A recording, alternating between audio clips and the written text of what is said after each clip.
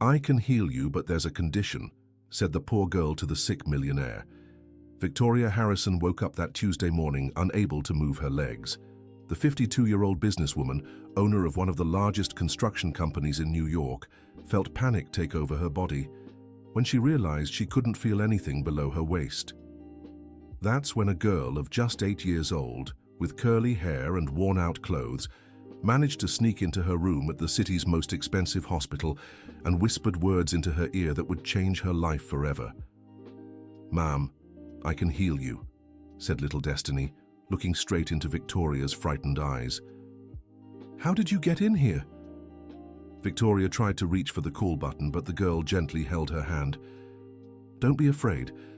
My grandma taught me some things before she disappeared. But there's a condition." The child's voice was firm, unlike what you'd expect from someone so young. Victoria had spent 3 days being examined by the best neurologists in the country. MRIs, CT scans, blood tests. Nothing explained her sudden paralysis. The doctors talked about psychological causes, stress, but she refused any explanation that wasn't medical. "What condition?" she asked, more out of desperation than belief in the child's words. "You have to help me find my grandma. She disappeared 2 months ago, and no one wants to help me because I'm just a street kid." Destiny sold candy at the traffic light in front of the hospital. Every day she saw expensive cars coming and going, people with money solving their problems. She slept in a cardboard box behind the gas station and survived on the spare change she could gather. "This is crazy," Victoria shook her head. "You're just a child. And you're just a sick person the doctors can't heal," Destiny replied without malice, simply stating a fact. The silence hung heavy in the air. Victoria looked at her motionless legs under the white sheet. 3 days earlier, she had been pitching a project to Japanese investors. Now, she couldn't even feel her own feet. "How do you know you can heal me?" "My grandma Dorothy used to take care of rich people when I was really little. She taught me that sometimes the body stops working when the soul is sick. Said she had special massage techniques she learned from her great-grandmother." Dear listener, if you're enjoying the story, take a moment to like and especially subscribe to the channel. It really helps us who are just starting out. Now, continuing. Victoria studied the girl's face. There was something in Destiny's dark eyes that intrigued her. A strange maturity for someone so young. "And why should I trust you?" "Because you have nothing left to lose," Destiny said, climbing onto the chair beside the bed. "And because I know some things about you that maybe you've forgotten." "What kind of things?" "You had a nanny when you were little, didn't you? A black woman who sang lullabies and made pancake puffs on Sundays." Victoria's heart raced. How could this child know that? It had been decades since she'd thought about Dorothy, the woman who practically raised her while her parents traveled for business. "How do you know that?" "My grandma talked a lot about a rich girl she took care of like her own daughter. She said she had to leave suddenly and never got to see the child grow up." Victoria felt a tightness in her chest. She vaguely remembered the day Dorothy had left. Her parents said she'd stolen money, and that's why she was fired. Victoria, only 5 at the time, cried for days. "What was your grandma's name?" "Dorothy Mae Jenkins. She always said she took care of a girl named Vicky in a big house on the Upper East Side." Victoria's hands trembled. Dorothy had always called her Vicky. It was the only nickname she liked as a child. "It can't be a coincidence," she murmured. "It's not. When I found out Mrs. Victoria Harrison was in this hospital, I looked into you. I saw old photos of your family online. I recognized the house where my grandmother worked." A nurse entered the room to check Victoria's vitals, interrupting the conversation. Destiny hid behind the curtain until he left. "You can't stay here," Victoria said when they were alone again. "If they find out, they'll call security." "Then, will you accept my offer? Help me find my grandmother and I'll try to heal you." Victoria closed her eyes. Her life had been built on total control. She'd never relied on anyone, never shown weakness.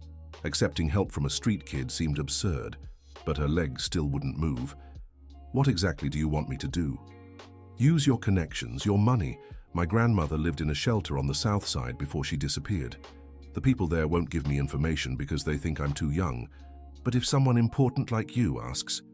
And in return, you'll do what? Special massages, she taught me, and I'll talk to you about things that might be hurting you inside. Victoria laughed dryly. You think my paralysis is emotional? I think everything in our body is connected. My grandmother always said that. That night, Victoria lay awake, thinking about the conversation. Destiny had left a note with the shelter's address and promised to return the next day. In the morning, Victoria called her personal assistant, Amanda. I need you to go to a shelter and look into someone's whereabouts, she said over the phone. Of course, Mrs. Harrison. Who are we looking for? A woman named Dorothy Mae Jenkins. She was about 65 when she disappeared 2 months ago. Amanda wrote it down, but Victoria heard hesitation in her voice. Is there a problem? No, it's just that name sounds familiar somehow. When Destiny returned that evening, Victoria was eager for news. Amanda went to the shelter. Dorothy did live there, but she left one night and never came back. No one knows where she went. She wouldn't just run away like that, Destiny said, climbing onto the chair again. Something happened. How can you be sure? Because she promised she'd come get me when she found us a better place to live. My grandmother never breaks promises. Destiny pulled a small bottle of oil from her worn-out backpack. Can I start the massages? Victoria hesitated. Letting a strange child touch her seemed reckless, but the doctors had nothing left to offer besides antidepressants and physical therapy that wasn't working. Just my feet first, she agreed. Destiny rubbed the oil on her hands and began massaging Victoria's feet with precise circular motions. Her small hands had surprising strength. My grandmother said feet are the foundation of everything. If they're blocked, the rest of the body locks up too.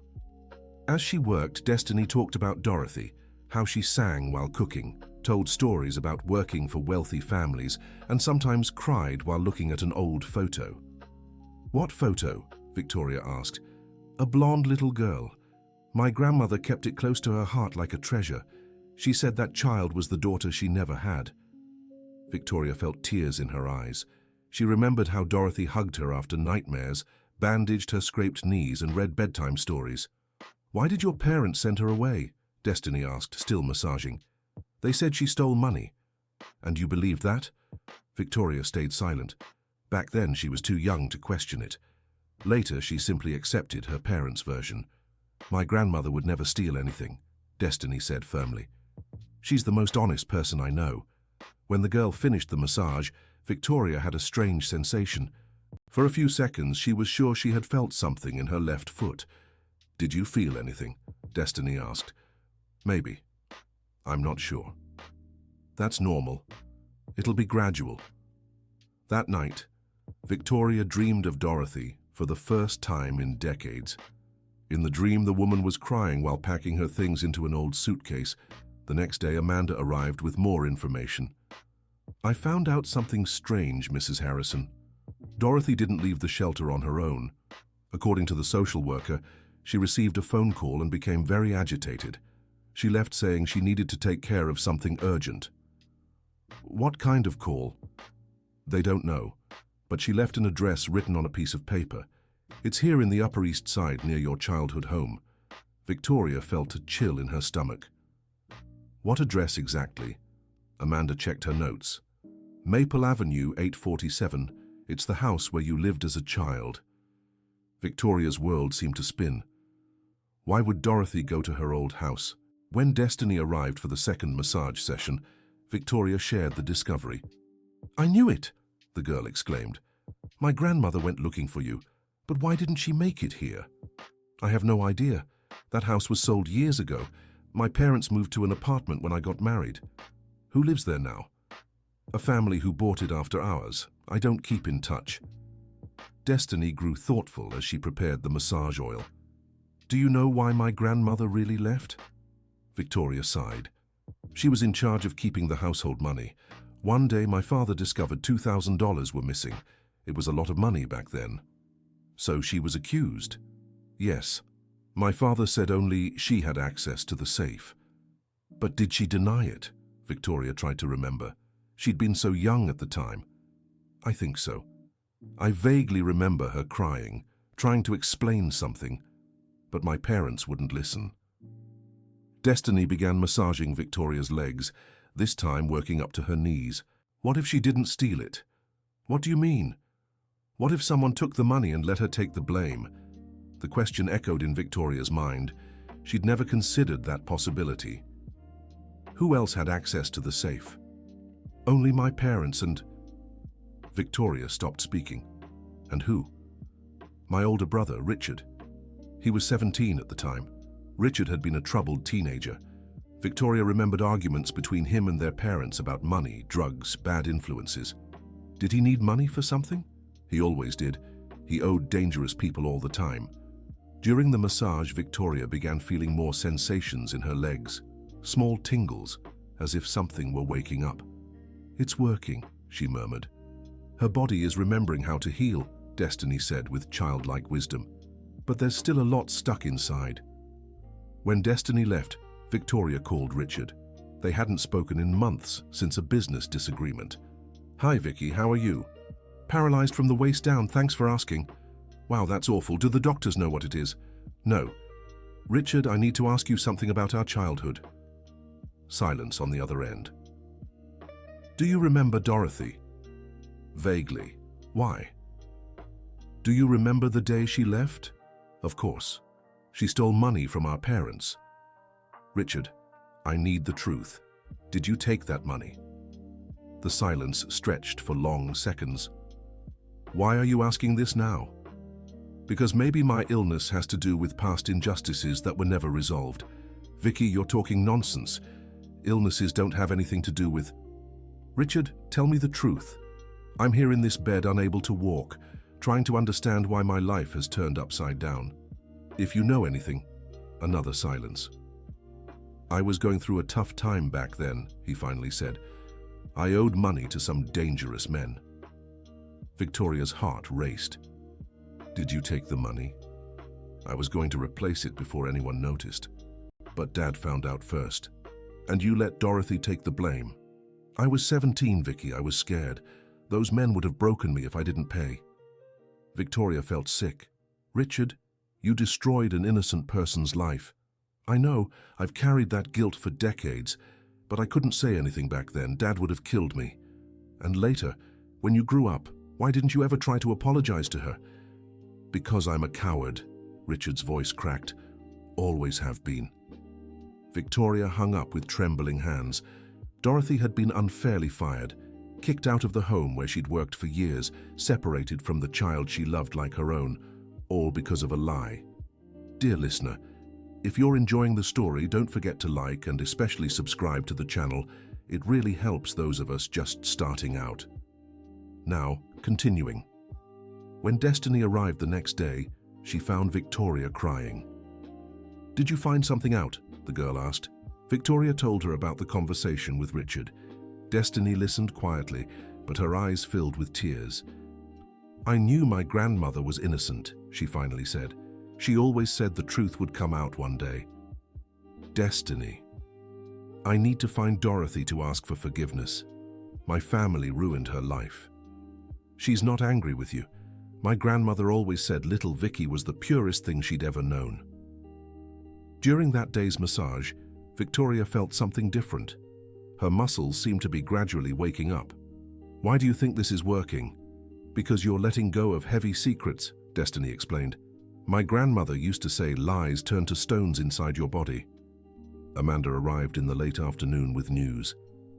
Mrs. Harrison, I have more information. Dorothy went to your old house on the day she disappeared. The neighbors saw a black woman talking to the current resident. And? The man said she asked about the Harrison family. When he explained you didn't live there anymore, she seemed lost. Said she needed to find someone to settle something important. Did she say who? She said she was looking for Vicky. Victoria was moved. Dorothy had spent decades thinking about her, searching for her. Amanda, I want you to hire a private investigator. I need to find Dorothy. I was already thinking that.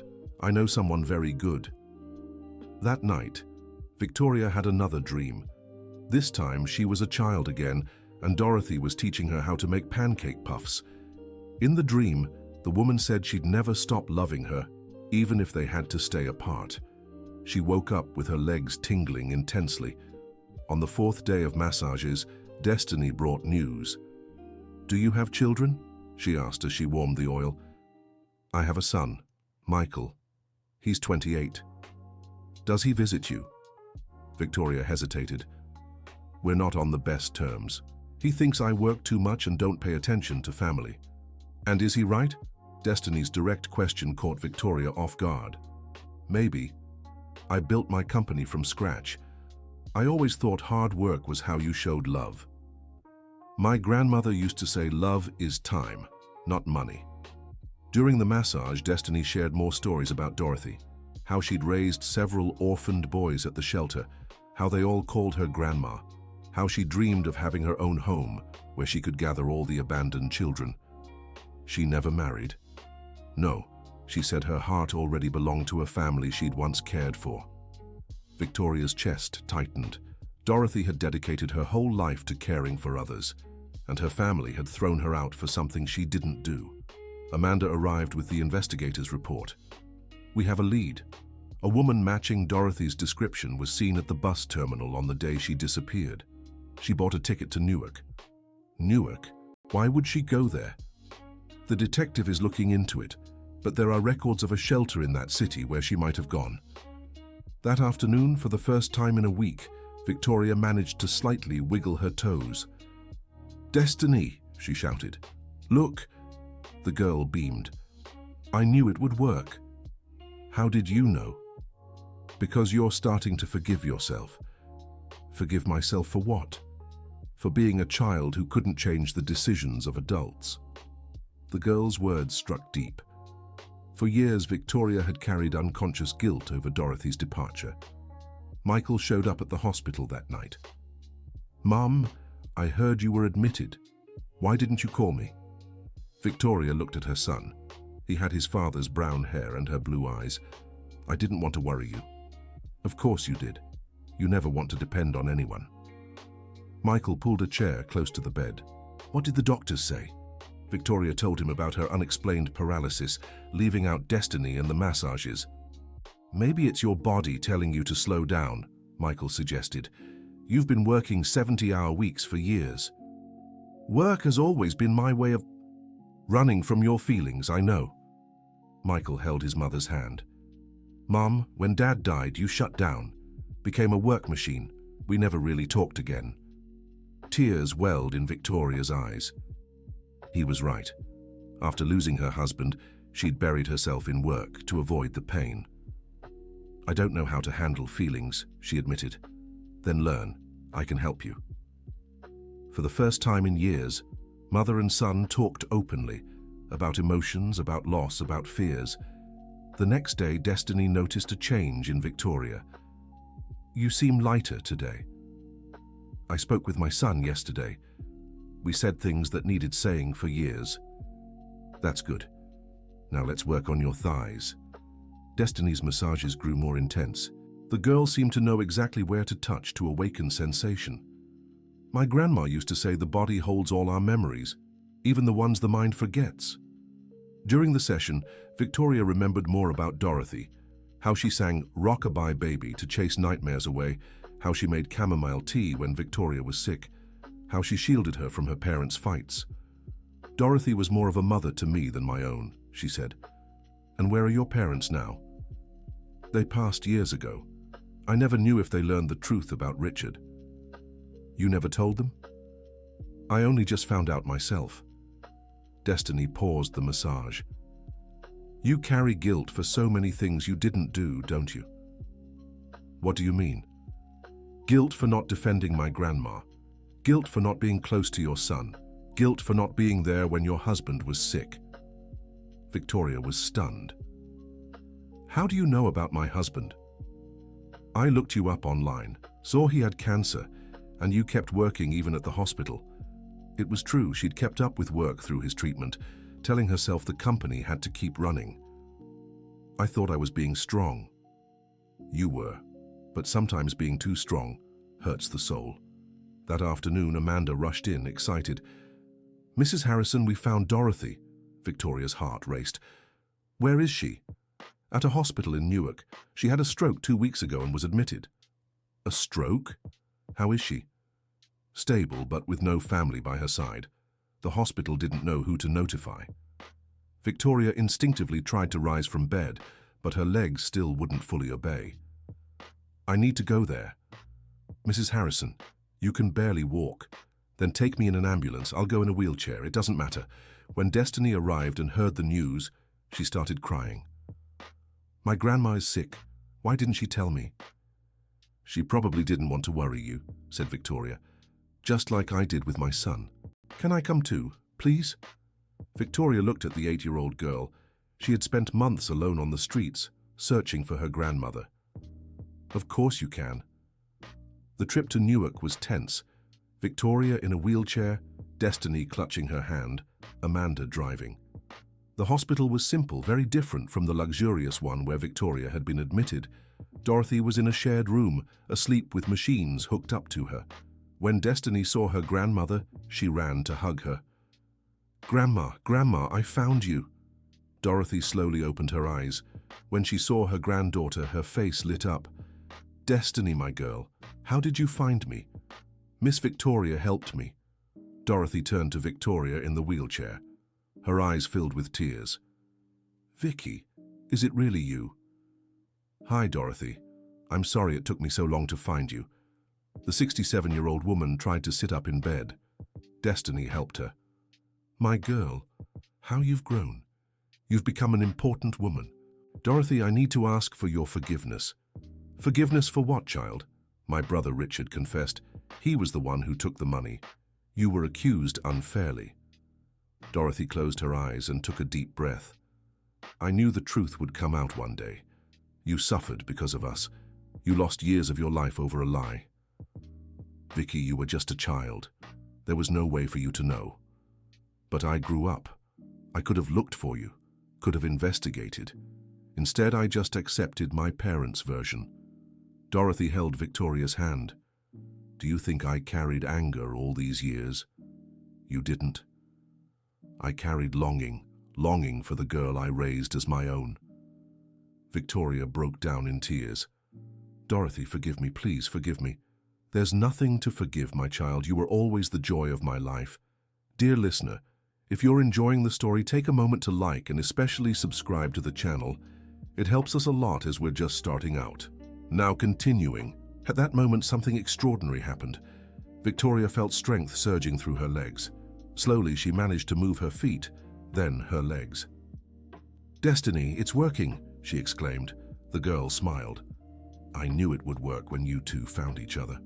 Dorothy looked confused. What's happening?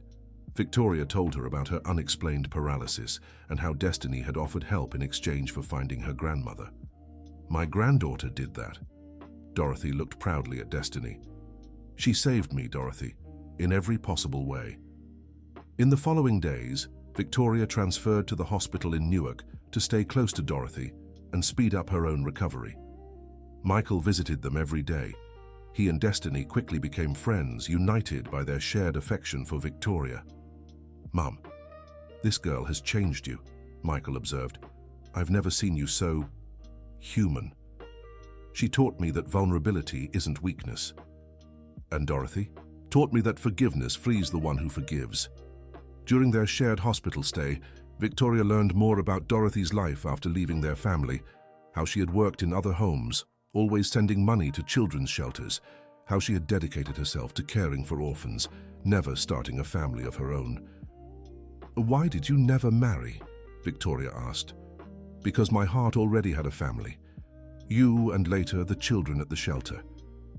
Dorothy, you wasted your life because of us. Wasted nothing. Every child I cared for was a little piece of you I was protecting. Destiny, who slept in a chair between the two beds, listened to these conversations intently. Grandma, can we all live together now? Dorothy looked at Victoria. I don't know if Mrs. Victoria... Of course we'll live together, interrupted Victoria. I have a big house that's been empty for years. You'll bring it to life. But Dorothy's recovery was slower than expected. The doctors said she would need special care due to her age and the stroke. I'll hire the best nurses, said Victoria. "That won't be necessary," replied Dorothy. "I just need my family close by." "We are your family," said Destiny, hugging her grandmother. "We always have been," Victoria added. Richard showed up at the hospital one afternoon. He brought flowers and tears in his eyes. "Dorothy, He couldn't finish the sentence. "Richard? Little Richard?" Dorothy recognized him immediately. "I need to ask for your forgiveness.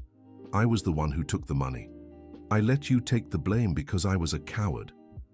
Dorothy looked at the 48-year-old man in front of her. "You were practically a child too. You were scared. That doesn't excuse what I did. I ruined your life. My life wasn't ruined. It was different from what I planned, but it wasn't ruined." Richard knelt beside the bed. "How can you forgive me? Because holding on to anger is like drinking poison and expecting someone else to die." Victoria watched the scene, moved. Dorothy had learned to forgive in a way she herself was still discovering. "Richard, I want you to set up a support fund for the shelter where Dorothy lived," said Victoria. "It's how you both can make amends for the past." "I was already thinking about that," replied Richard. "I want to do something bigger, a full foundation." 2 weeks later, Victoria was discharged from the hospital. Her legs had regained almost all their movement, though she still needed physical therapy. Dorothy had also improved significantly, but the doctors recommended ongoing care. "Let's go home," said Victoria as they left the hospital. "Which home?" asked Destiny. "Our home." Victoria had prepared her mansion in the Upper East Side for Dorothy and Destiny. She hired a part-time nurse and adapted a room on the ground floor to make it easier for Dorothy to move around. Michael had temporarily moved in to help the family adjust. "Mom, I've never seen you so happy," he remarked, "because I never had a real family before. Now I do." Destiny ran through the house, exploring every room. Dorothy was moved when she saw the well-kept garden and spacious kitchen. "Vicky, this is too big for us." "It's not too big. It's just the right size to hold love." The first few weeks were an adjustment period. Destiny had to learn how to live in a house after months on the streets. Dorothy had to get used to comfort after years of simplicity. Victoria discovered the joy of coming home to people who cared about her. "How was your day?" Destiny asked every night, a simple question Victoria had never been asked before. Michael visited daily and began helping Victoria with the company. For the first time, she delegated important responsibilities to her son. "You trust me now?" asked Michael. "I've learned that trust is a way of loving."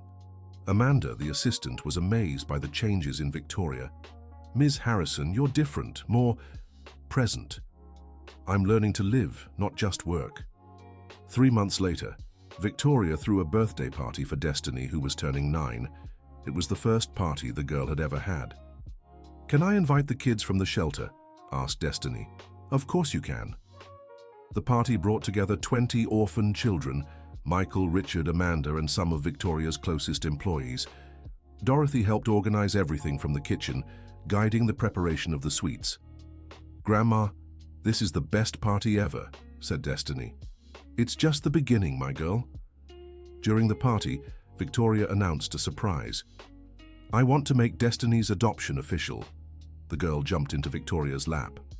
"Really? Really? If Dorothy agrees?" "Of course I agree. You two saved each other." The adoption process took a few months, but finally, Destiny got the last name Harrison. "Now we're family on paper," she said proudly, showing the new documents. "We've always been family in our hearts," Victoria replied. Richard kept his promise and founded the Dorothy Mae Jenkins Foundation, dedicated to orphaned children and abandoned seniors. The first project was a complete renovation of the shelter where Dorothy had lived. "I want you to be the director," Richard told Dorothy. "Me? I don't have the education for that." "You have experience. That's more important." Dorothy accepted and turned the shelter into a model of compassionate care. A year after their reunion, Victoria had fully recovered. Her legs worked perfectly and she'd cut her workload to 40 hours a week. "Destiny's massages worked miracles," Michael remarked. "It wasn't the massages," Victoria answered. "It was love. Love heals everything. Destiny, now 10, attended a private school and took piano lessons. Her dream was to become a doctor to help people like Dorothy. "You're already a doctor," Victoria said. "You healed my soul. And you healed mine too." Dorothy recovered completely from her stroke and at 68 ran the shelter with youthful energy. Every afternoon she gathered the children for stories. "What story will you tell today, Grandma?" they'd ask. "The story of a street girl who saved a sick millionaire." Is that story true? The best stories always are. On sleepless nights, Victoria reflected on how her life had changed. The unexplained paralysis had been the push she needed to face buried truths. Michael took over much of the company and proved a natural leader. Victoria finally became a full-time mother.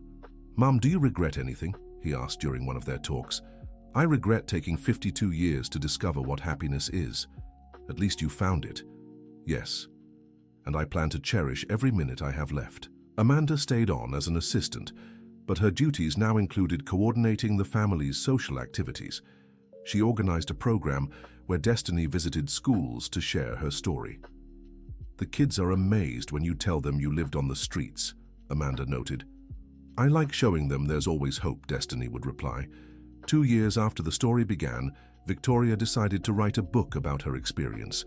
She wanted others to know true healing comes from within. "What will you call it?" Dorothy asked. "I Can Heal You," Victoria answered, in honor of the words that changed my life. The book became a success, and Victoria donated all proceeds to the Dorothy Mae Jenkins Foundation. "Money only matters when it helps others," she said in an interview. Destiny grew up surrounded by love. Dorothy taught her values and traditions. Victoria gave her opportunities and stability, and Michael became the big brother she never had. "I'm the luckiest girl in the world," she'd say. "It's not luck," Dorothy corrected. "It's the result of right choices." Truthfully, they'd all made the right choices. Victoria chose to trust an unknown child. Destiny chose to help a stranger in exchange for finding her grandmother. Dorothy chose forgiveness over resentment. "The best things in life happen when we follow our hearts," Dorothy mused. 3 years later, the house on the Upper East Side was often filled with children from the shelter, foundation staff, and friends the family had made. "Our home's become a gathering place," Michael observed. "Houses are meant for welcoming people," Victoria replied. "It took me a while to learn that." Destiny, now 12 years old, had grown into a confident and affectionate teenager. Her story of overcoming adversity inspired everyone around her. "Aunt Vicky, do you think I can become a doctor?" she asked one day. "I'm sure of it, and you'll be the best doctor in the United States." "How do you know?" "Because you already have the most important gift, the gift of healing people from the inside." Dorothy, at 70, was a fulfilled woman. She ran the shelter, took care of Destiny, and lived in a home filled with love. "Vicky, do you know what the happiest day of my life was?" she asked one afternoon as they had tea in the garden. "Which one?" "The day you were born. And the second happiest was when I found you again." "For me too," replied Victoria, holding the hand of the woman who had raised her. Richard became a dedicated philanthropist and completely changed his relationship with money. He visited the family every week and helped Destiny with her math homework. "Uncle Richard, were you really a mean boy?" Destiny would ask. "I was a boy who was afraid. It's different." "And now?" "Now I'm a man who learned to be brave." The Dorothy Mae Jenkins Foundation expanded and served over 300 children in 3 different cities. The model of compassionate care was replicated in other states. "I never imagined my name would be on a plaque," Dorothy said, moved. "Your name should be on many more," Victoria replied. "Why?" "Because you represent everything good a person can be." 4 years after the story began, Victoria was invited to give a lecture at a university about personal transformation. "What was the turning point in your change?" a student asked. "When an 8-year-old girl taught me that true healing doesn't come from medicine or surgery. It comes from love, forgiveness, and the courage to face painful truths." "Do you believe your paralysis was really psychosomatic?" I believe my body was screaming a truth my mind didn't want to hear. When I finally listened, I freed myself. In the audience, Destiny proudly watched her adoptive mother's lecture. "She's amazing, isn't she, Grandma?" she whispered to Dorothy. "She always was. She just needed to realize it." After the lecture, a journalist wanted to interview Destiny. "How did you know you could heal Mrs. Harrison?" "I didn't. I just knew her soul was sick, and my grandma taught me that love heals everything. And if it hadn't worked, it would have worked another way. Love always works." 5 years later, Destiny turned 16. She was one of the top students in her school and remained determined to become a doctor. "Aunt Vicky, when I graduate, I'll volunteer at Grandma's shelter. I know you will, and I'll be there to see it. Do you promise?" "I promise, and you know why? Because you taught me that promises are sacred." Dorothy, at 73, remained active and healthy. She became a respected figure in the community and received awards for her social work. "Grandma, you're famous," Destiny teased. "I'm just a woman who learned that serving others is the best way to serve God." Michael got married and had a son, whom he named Donnie in honor of Dorothy. The boy grew up calling Destiny Aunt and Dorothy Great-Grandma. "Our family got even bigger," Victoria remarked, holding her grandson in her lap. "And it'll get bigger still," Michael said, looking at his pregnant wife. "That's better. An empty house is a sad house." Victoria's company thrived under the shared leadership with Michael. They developed a social responsibility program that employed young people from the shelter. "Mom, I think we found our true calling," Michael said. "What's that?" "Transforming lives through opportunities. It's the best calling there is." On a Sunday afternoon, 6 years after the story began, the family gathered in the garden. Victoria watched Destiny playing with her baby nephew, Michael chatting with his wife, Dorothy telling stories to other visiting children. "Amanda, look at this," she said to her assistant, who had practically become family. "What, Mrs. Harrison?" "Real happiness. It took me 52 years to know what it feels like. Was the wait worth it? Every second of suffering that brought me here was worth it." That night, Victoria wrote in her diary, "Today marks exactly 6 years since an 8-year-old girl whispered in my ear that she could heal me. She didn't lie. She healed me from loneliness, from coldness, from the fear of loving. She healed me from the guilt I carried without knowing. She gave me back a family I didn't even know I'd lost. Destiny taught me that true healing doesn't happen in the body. It happens in the soul, and a healed soul transforms everything around it." Destiny walked into the room at that moment. "Aunt Vicky, what are you writing?" "I'm writing about gratitude." "Gratitude for what?" "For you having the courage to whisper in the ear of a paralyzed woman who needed to be healed. And you're grateful for listening to me." Victoria hugged the teenager who had transformed her life. "Destiny, you know I love you, right?" "I know, and I love you too." "Forever?" "Forever and one extra day." In the garden, Dorothy watered the plants while humming a lullaby. She had planted a rose bush in the spot where they used to have tea together. "Why a rose bush, Grandma?" Destiny had asked. "Because roses are like life. They have thorns that hurt, but they also have flowers that bring joy. And when you take good care of them, they grow more beautiful each season." Michael walked through the garden with his son in his arms. "Dorothy, Mom wants to know if you can make those pancake puffs for snack time." "Of course I can. I'll teach Destiny the recipe too." "Does she already know how?" "She's learning, but some recipes need love to turn out right, and that takes time to learn." In the kitchen, Destiny helped Dorothy prepare the puffs. "Grandma, do you think our story has a happy ending?" "Our story doesn't have an ending, my dear. It has a happy continuation." "What do you mean?" "Because when a family is built with true love, it never ends. It becomes a seed for other happy families. And when I grow up and have my own children, you'll tell them our story, and they'll learn that love is the only thing that multiplies when you share it." Victoria appeared in the kitchen. "Can I help?" "Of course," said Dorothy. "Families that cook together, stay together." The 3 women worked side by side, each representing a different generation, united by the experience that had transformed them all. "Aunt Vicky," Destiny said while kneading the dough, "do you still remember the day we met?" I remember every detail. You whispered in my ear that you could heal me. And did I really heal you? You did more than heal. You brought me back to life. What do you mean? Before you came along, I was just existing. After you, I started living. Dorothy smiled as she fried the puffs. Vicky, you know what makes me happiest about this whole story? What? Seeing that my granddaughter didn't just find a family, she created one. How did she create it? Because it was her love that brought us all together. If she hadn't had the courage to help you, none of this would have happened. Destiny blushed. I just wanted to find my grandmother. And you found so much more, said Victoria. You found an entire family. And what did you all find? Victoria and Dorothy exchanged a glance. We found the meaning of life, they answered together. End of story. Now tell me what you thought of this story of overcoming and love. Do you believe forgiveness can truly heal such deep wounds? Leave your thoughts in the comments and don't forget to like if the story moved you. Subscribe to the channel so you don't miss other stories that will touch your heart.